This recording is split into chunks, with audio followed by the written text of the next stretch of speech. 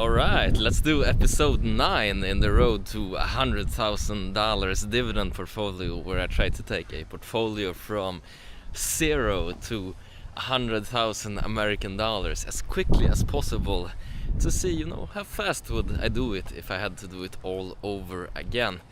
This is episode 9, coming to you from Ireland this time, no longer in Thailand. Hopefully next episode is gonna be from Brazil. But let's visit the portfolio. If we look purely on appreciation, then we see a very, very small gain. But as the seasoned investors know, this is but one of the ways that you can make money from stocks.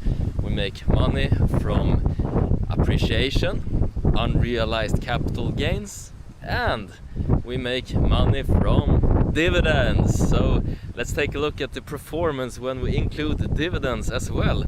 And in that case, you can see that of the roughly 50k that the portfolio consists of right now, a little more than 10,000 of those have come from dividends. And this is both a blessing and a curse in some ways, as more seasoned investors are well aware of. If we look at the growth portfolio that's been performing extremely well, then the value has been allowed to compound inside of the company.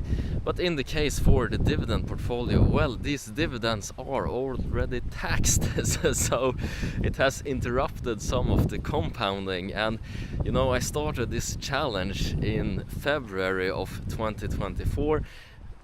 Went very slow in the beginning, now it's picking up some steam, but comparing it to growth stocks, where I already have taken a portfolio to 100k when I was 27 years old, and now it's roughly 700k, but the compounding is a lot quicker in that case. So when I compared to the growth stocks, it's a bit slow, but as I said in episode 1, that's not the reason that we're doing the dividend portfolio. We're doing it for supplemental income, and that's when dividend shines, in the passive income, in the ability to just take that dividend and pay for everyday expenses. It's been quite easy. AGNC paying for cigars, MPW being able to pay for rent, and it's just a very easy way to plan lifestyle and consumption. Alright, so we see roughly halfway there to the 100,000 American dollars dividend portfolio. Let's take a look at what's in the portfolio as well. We see MPW being the largest position, then we see ONL as promised. I would take that to 4,000 shares, as I said in the last episode. It's a bit over that now. And we also see some new additions, such as United Health. I love insurance companies, and there's only one person who loves insurance companies, and that's the owner of them.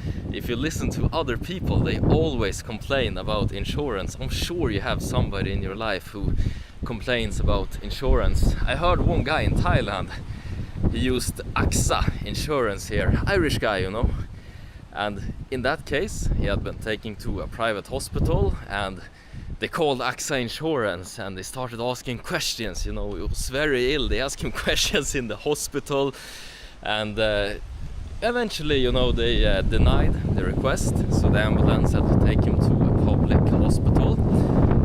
They denied that as well, but eventually they paid for it. But from a business perspective, this is clearly just a scheme to, in my opinion, it is clearly just a scheme to reduce expenses. And we all know how United Health have operated in America. They've been a lot in the public eye lately. Stock price has been declining, and the valuation is quite low right now, but we see the profit margins there. We are not blind, we are literate when it comes to numbers, and we can see that these companies are basically printing cash. But I have a feeling that the United Health one, which is the stock that I'm currently accumulating as I am recording this video, I have a feeling that it will do like Philip Morris. Remember, I talked about this in another one of the episodes, Road to $100,000 Dividend Portfolio, where I said they bought this Swedish pearl, this Swedish gem called Swedish Match, that actually produce Zyn, the very, very popular nicotine pouches. And as a Swede, you know, I know this quality, I know the Gothia tech, the manufacturing, the moat that they have around that area, and I would be able to tell that, all right, we're gonna see growth here. And as you could see from the listings, well, that one is up 50% now, and now I think it's a bit expensive again, and it's going to be more in line with normal market returns. So no longer accumulating that one. Unfortunately, it went up too quickly. But United Health right now, very, very low, rumors circulating, but we're seeing insider buying, we're seeing Congress buying, and man, you think Congress is gonna launch a probe and fine a company big time for Obamacare fraud or something like that, when they themselves are buying stocks at low values and would be a lot richer in case there was no DOJ probe or anything like that into the company and we see a big rebound? Well, in my opinion, there's monetary interests that are conflicting here. So as we progress now, the dividend stock that I will be loading up on current low levels is United Health, because insurance companies, the only ones who like them is the owners.